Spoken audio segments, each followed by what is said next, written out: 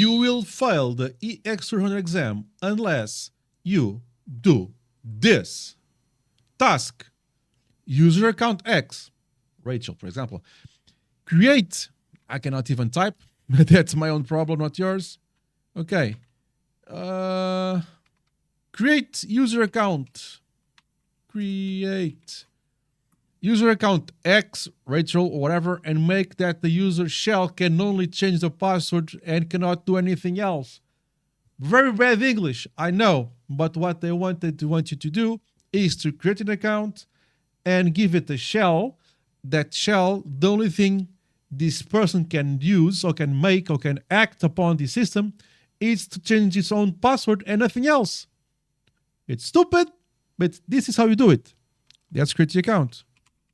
User, add Rachel.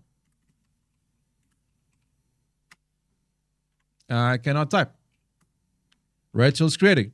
Give her a password. Passwd Rachel. Let's call it Rachel.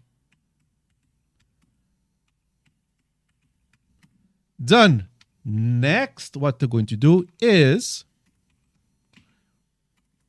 you're going to the passwd file, and you do this absolutely stupid thing, but if they wanted to do it, do it.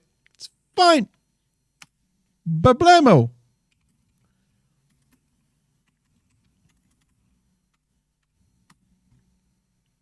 What?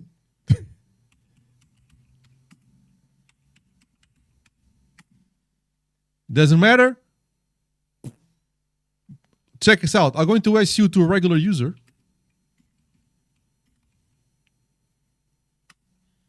Fine. If I do to her, the only thing I can do is change the password. If it fails, and I'm kicked out.